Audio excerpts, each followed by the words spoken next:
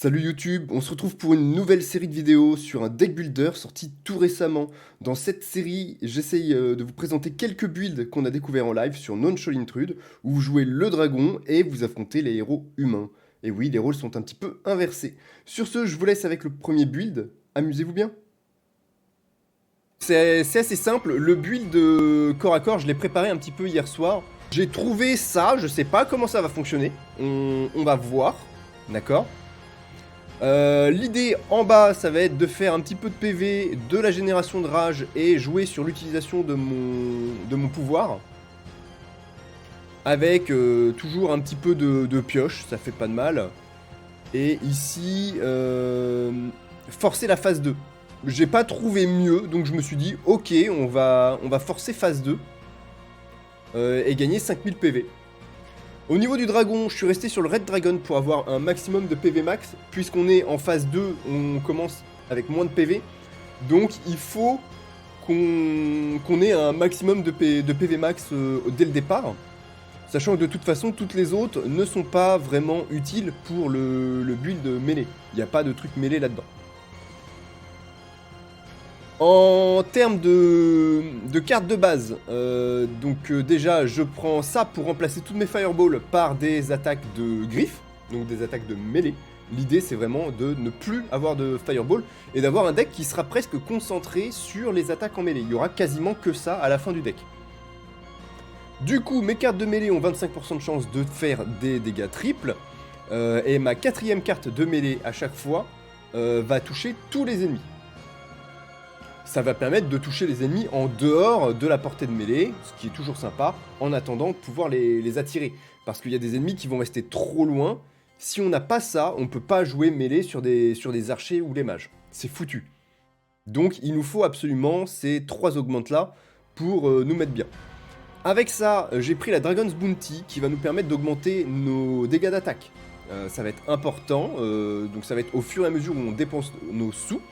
Et en attendant de dépenser nos sous, donc ça pourrait être en retirant des cartes inutiles, mais en attendant de retirer nos sous, eh ben on aura le Roktos card, la Roktos, pardon, qui va nous permettre de faire des dégâts en fonction de nos golds. Et en contrepartie, pour emmagasiner toujours plus de richesses, le Dragon's Grid qui va nous permettre de faire apparaître des filons d'or qu'on va pouvoir détruire avec nos griffes sur toute la map, et qui vont nous rapporter du coup plus de thunes à dépenser pour augmenter encore plus notre attaque. Donc là on est vraiment sur de l'attaque stacking. Et ça va permettre de financer aussi le retrait de cartes vers la fin de la run. Et pour compléter, si vous avez au moins 2 phases 2 mécaniques, vous commencez avec plus 100 d'attaque. Ça va être le cas, vu qu'on se concentre sur la phase 2 ici, je me suis dit je prends ça, ça me fait plus d'attaque, donc mes griffes font plus de dégâts. Au niveau des pouvoirs, celle-ci est pas très importante, c'est les cartes exal qui vont s'exhaust.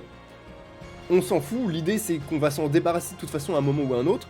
Mais l'avantage aussi c'est que tant qu'on est en phase 2, on gagne 100 d'attaque à chaque tour. Donc nos griffes vont faire de plus en plus de dégâts.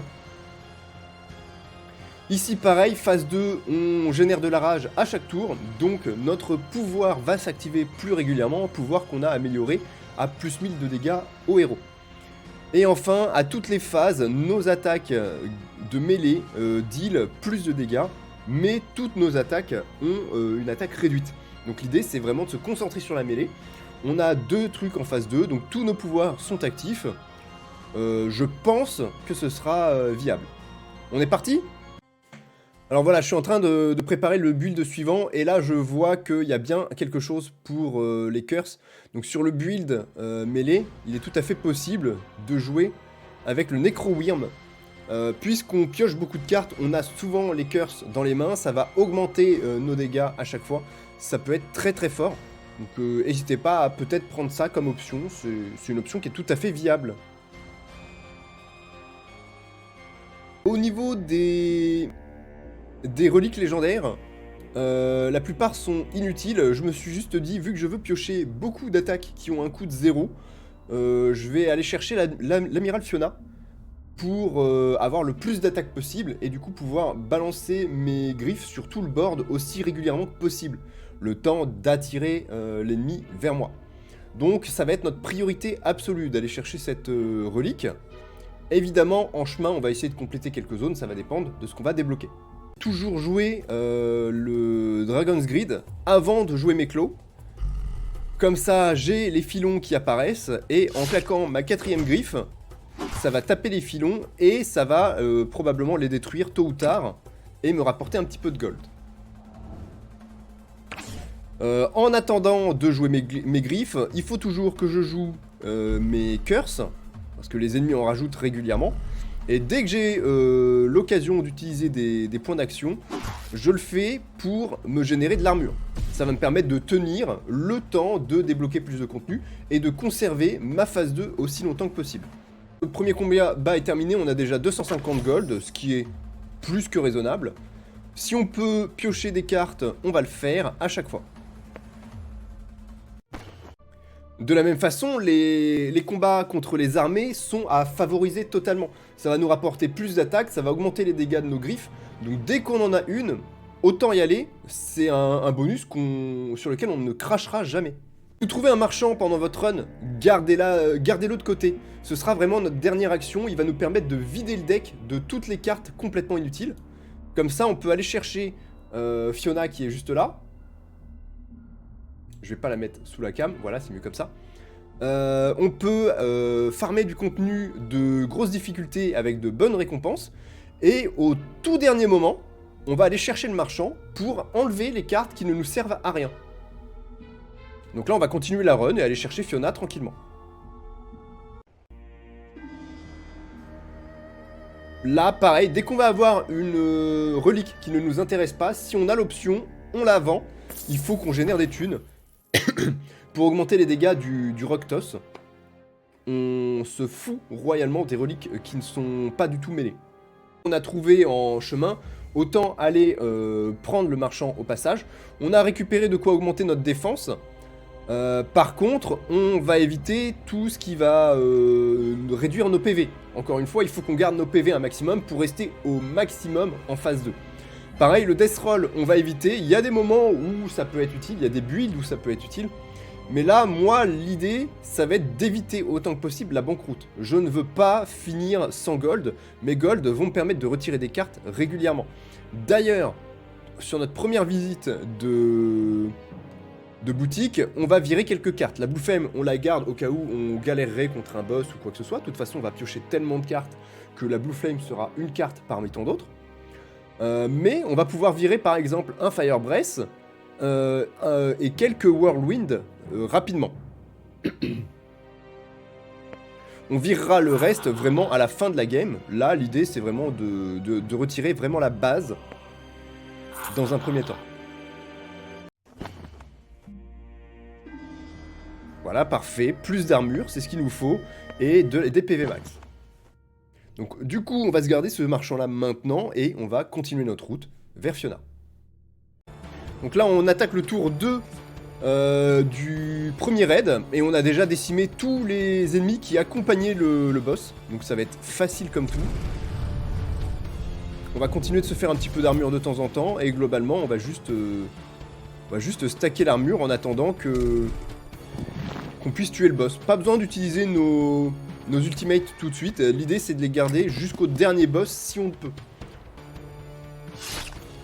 Il dodge. Mais oh, tu vas mourir, oui. On a vraiment pas de chance. Non mais vraiment, par contre, abusé. Voilà, il aurait dodge 4 attaques d'affilée, ça m'aurait un peu cassé les couilles là, j'avoue.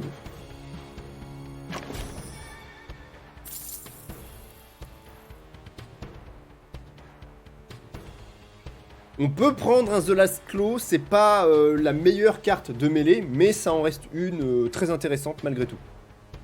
Au final, ce que je pensais ne pas être si terrible, The Last Claw est très bien quand on l'utilise pour l'attaque globale. Vous voyez, le petit indicateur là va nous dire « Ok, j'attaque sur tout le monde, donc je claque ça, je vais faire plein de kills, ça va augmenter énormément les dégâts de The Last Claw. » Donc si on la recroise, je pense que le combat sera fini avant, mais si on la recroise, ça va être énorme.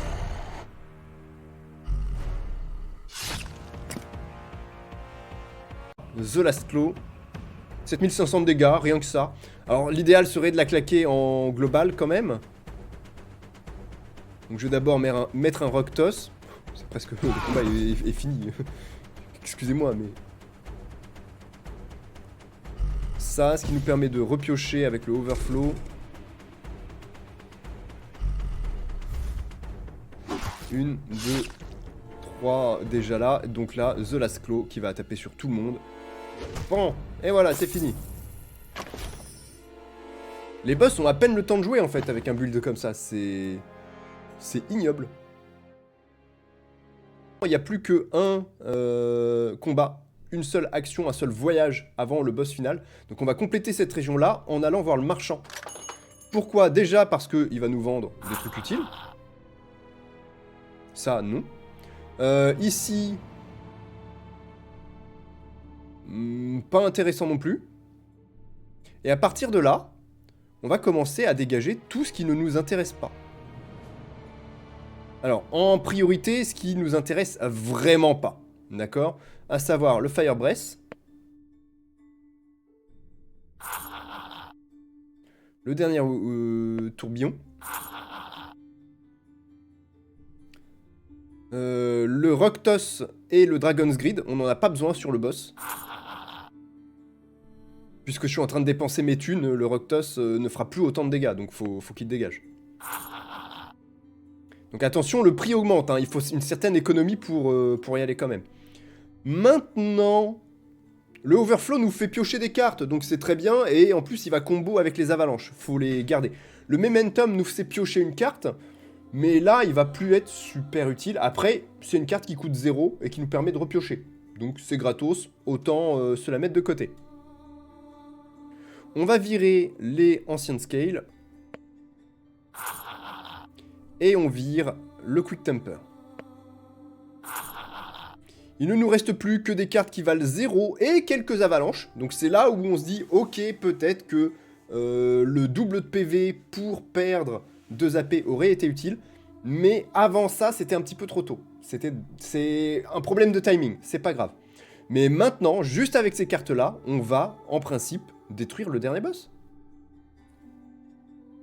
Alors je vais pas lancer un Death Roll, j'adore abuser du Death Roll, mais... Ah, j'aurais pu dépenser mes sous par contre, acheter d'autres cartes pour en remove plus et optimiser du coup. Parce que plus je dépense d'argent, comme je l'ai dit, plus j'optimise mes dégâts. Donc là, j'aurais dû faire ça, c'est pas grave.